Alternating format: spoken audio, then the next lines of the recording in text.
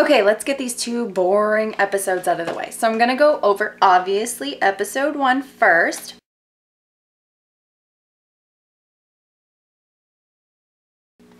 So if you remember from the end of season 4, it kind of ends with that kind of cliffhanger of Debbie being an idiot and then like trying to kill Sookie, and then, you know, Tara kind of intervenes and gets her head blown off. I mean, the answer is obvious that Tara would have been turned into a vampire. That's what I thought for the last year of waiting, that, you know, I just knew that Tara would be turned into a vampire, just because if you think about it, Sookie has really lost like everyone except for her brother. I mean, she lost her grandmother, she lost Bill, basically, she lost her fairy godmother, she lost Eric, well, she gave Eric up, but she lost her damn cat. So, I mean, they're not gonna get rid of like one of Sookie's like main confidants. It's just, it wouldn't make sense.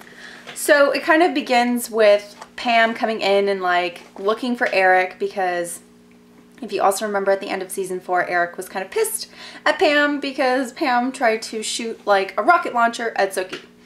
They ended up convincing Pam to turn Tara into a vampire. Okay. Which is kind of strange because like Pam's kind of crazy and Tara's kind of crazy, so like I don't know how that's really gonna work out. And another thing, when she was being buried with Tara, she was like trying to say that she had done this before, but I clearly remember her saying that she wasn't a maker in one of the previous seasons. So either that's like a really big mistake on the writer's part, or that she was just lying to kind of make Sookie and Lafayette feel better about it. I don't know. Oh, and then there was the return of Steve Newlin. Oh, like I really didn't like him. I really have a great love-hate relationship for Steve. I just loved to hate on him in the 3rd season because he was this like Christian, like anti-gay, anti-vampire, like fanatic, and it was just like one of those people that it's just like you can't stop watching. So he came back as a vampire. I don't know when that happened. Maybe that happened after they kind of left him at that church in season 3. I don't know. But he did say that he was turned into a vampire for punishment. And, well, that would totally make sense. Like, if you kill him, he's kind of getting off easy from all the hate that he spread. And the fear-mongering. But yeah, he came back as a vampire and he came back gay. I can't say that I didn't see that coming, because it would kind of make sense because he was kind of fruity anyway. But yeah, he came back and what do you know? He was in love with Jason. Well, he was kind of like fixated with him in the 3rd season as well. And he didn't seem super pissed when Jason slept with Sarah, his wife. Ooh, and then in last season we kind of got that hint of Russell coming back, because if you remember that Eric and Bill buried him in cement, and I think they had silvered him prior to pouring cement on him. And I'm so glad that's not the last of him, because like he was great. Like I really loved him as a sort of like a villain. Alcide had killed Marcus, his packmaster, and apparently they have a tradition of eating the dead bodies.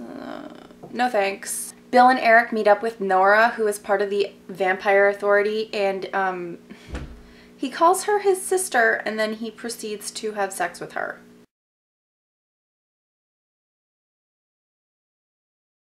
Episode 2.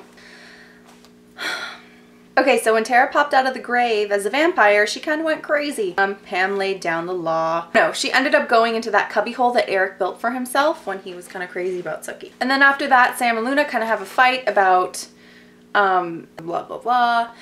And then Marcus's mom, who is Luna's mother-in-law, comes over and she's like, I need to see my grandchild. And then like, Luna's like, no, get out of my house. And then she ends up fighting with Sam over it. And episode 2 is when Pam's flashbacks begin, and I really, really like her flashbacks because I'm super interested in the Pam and Eric story. Okay, so Eric, Bill, and Nora were captured by the rest of the Authority, and I don't really know why.